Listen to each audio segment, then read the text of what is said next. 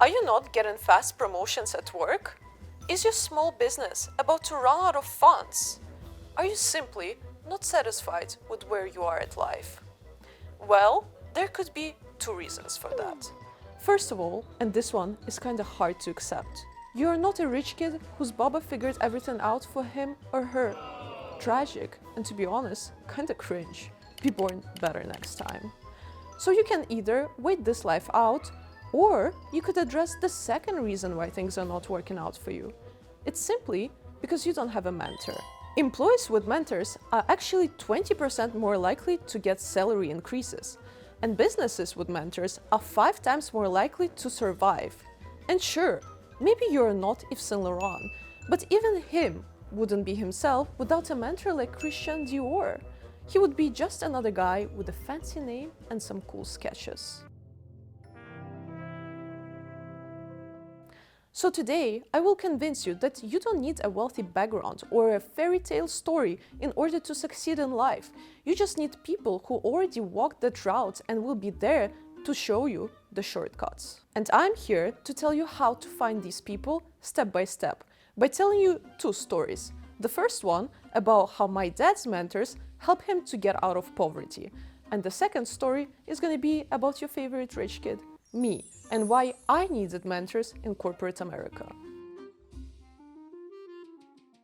As you already probably remember, my dad is from a small village in Dagestan. There were probably 0 opportunities there, therefore he moved to a little bit of a bigger city called Makhachkala. If you want your son high-level wrestling, send him 2-3 years Dagestan and forget. You probably know about this place because Khabib from UFC is from there. But Khabib was not born back then, and what my dad was actually doing, apart from going to school, he actually was a construction worker. But he always dreamed of being rich. He was telling me how every night he was falling asleep and in his dreams he saw money. That's why he was trying to find every book about finance and business, which, by the way, wasn't an easy task in USSR. But one day he found this book where he saw this exercise which said that every day you should look for problems, and at night you should write down the solutions. So throughout the day, my dad was mostly working at this construction, and every night he would come back home and write how he could optimize the process. So one day he came to his manager and said, "I actually look up to you a lot, and I want to be like you one day." My dad didn't want to be like him one day. My dad wanted to be somebody way, way bigger. But one thing you have to remember is that you always have to make your mentors feel very special. You have to make people want to be around you because you make them feel important. And that's exactly what my dad did. And another thing you have to remember is that your mentors should always be able to take credit for you. You do the job, they take the credit. And that's how careers actually get started, guys. So here's what my dad did. He came up to him, said that he really likes him, and that every night he goes home and he writes how he could optimize the construction process. My dad told him that you can take all of the credit, but the only thing I ask you to do is to actually mention me once, if you truly believe in me, to your bosses, because I would love to meet them too and get to know them. So this manager actually started implementing some of my dad's processes, and the pain points were actually addressed, which was quite fascinating and made my dad feel really good.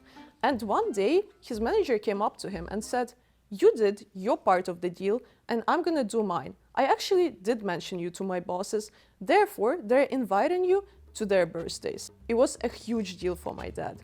He told about this to his father, and they even bought him a suit, which costed a lot of money, but they were going to important people. They really loved my dad, and they were telling him, "Young boy, you're wasting a lot of your potential here. Boy's got a lot of potential, and I'm afraid he's wasting here.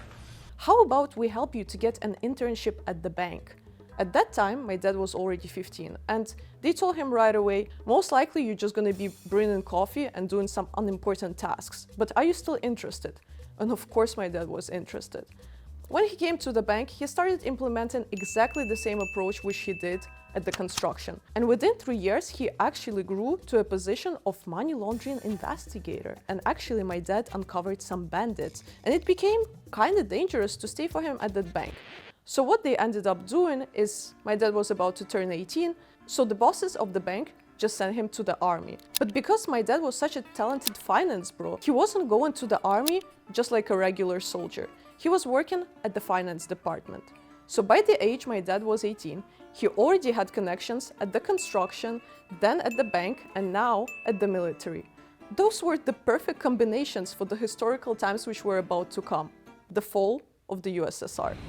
My dad decided to use this opportunity wisely. He connected all of those people who he knew and started building his own business. What happened next? I don't know, but I'm doing pretty well right now. I know that a lot of you will say that my dad was a bandit with connections in the military and the bank, and I don't blame you. But I'm not here to convince you that my family is good or bad, because what is truly good or bad? Better to reign in hell than serve in heaven, is that it? Why not? But it really helped me to get ahead in life because my parents were able to send me to study in the US.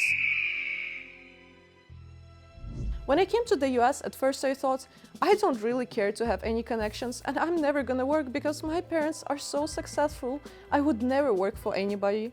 Then I grew up and I realized that the thing I need prior to starting my own business is corporate experience. So I decided to work in IT for 5 years. Well, I didn't decide to work there for 5 years. I was actually waiting for my green card and I was stuck there for 5 years. So as I was working there, I called my dad, who was, by the way, also my mentor. I always looked at our relationship as mentorship, but I knew that my dad could only teach me a limited amount of things, the things which he knows himself, which is how to run business in Eastern Europe. But I was no longer in Eastern Europe, I was in the US. I arrive in America's airport with clothing, US dollars, and a jar of gypsy tears to protect me from AIDS. And I thought that if I would be able to combine my dad's experience with the experience of my new mentors, I could create some really unique product.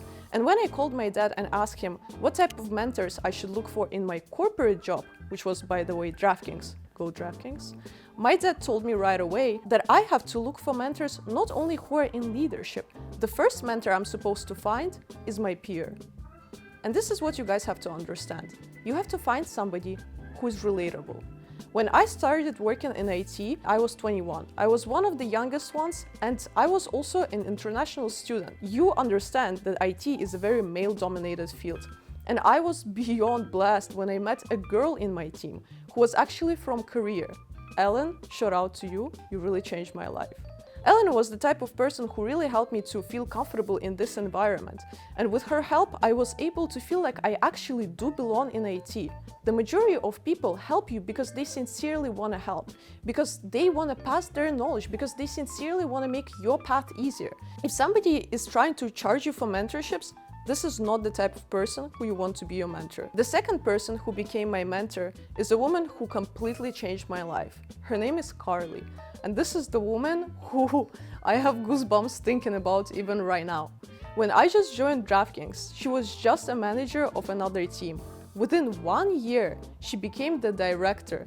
I was always a little bit scared of her, but I was admiring her so much, and once COVID has started, I remember how I was preparing to call her and ask her to be my mentor. When you are asking somebody to be a mentor, guys, you don't just call them and ask for it. You do a lot of research, and you're thinking of the reason to give them in order to support you. So when I called Carly, I was super prepared for this call, but to be honest, as I saw her and her camera was turned on, I just felt how I'm turning red and I saw myself on the Zoom camera. I was sweating and I just put away all of the text which I had prepared and I told her, Carly, I have this entire speech prepared, but in reality, I just look up to you the most. You're in the position where I want to be in the future and I wanted to ask you if you're willing to be my mentor. She was so kind and she told me that she would love to do this and she actually loves mentoring people. Just so you understand, I asked her to be my mentor the first year of my career. If you know anything about international students in the US, you probably know how hard it is to change your role because of the immigration process. You have to stay at the same salary, you have to stay at the same role. But if there are people within the company who are willing to root for you, things can be flexible. When Carly started mentoring me, I was operations engineer, and I felt like I could no longer grow in this role. So I called her and I asked her, what are the career opportunities for me? And she asked me, what are the teams you're interested in? I couldn't even answer that question, and I felt embarrassed. Therefore, I spent the next week investigating all of the teams.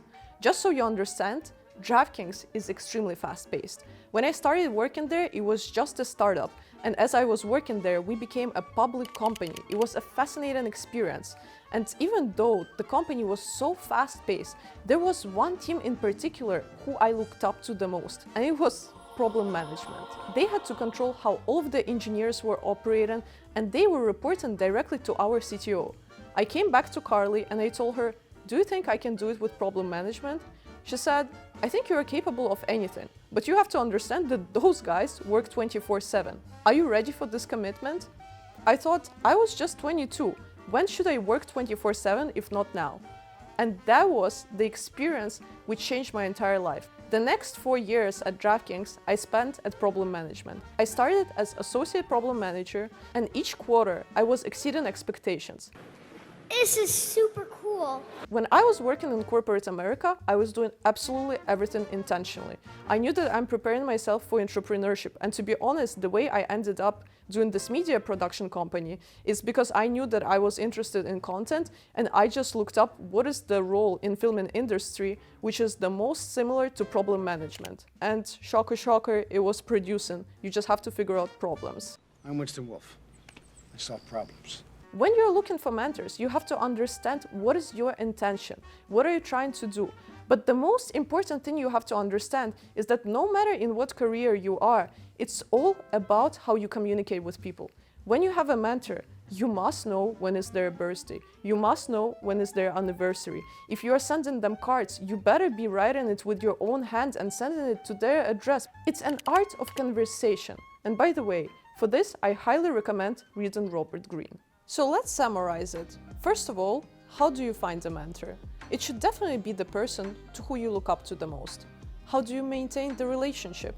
By coming prepared to every meeting and by giving them way more credit than sometimes they even deserve. Last person I want to mention is actually my IT tutor.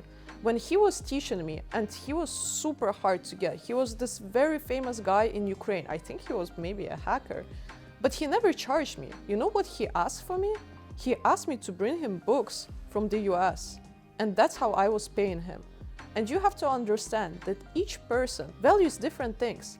But if somebody wants to be a mentor in the first place, it's because they sincerely want to pass their knowledge to a next generation.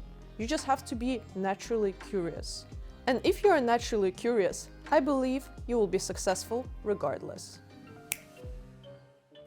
So, do you want to be that person stuck in the daily grind? Or are you ready to skip a few steps and get someone in the corner who actually knows the shortcut? Good for you! In the next lesson, you will learn how to focus on what is truly important and escape the pressure from social media. Ironically, like, subscribe, and as always, do whatever you want with this information.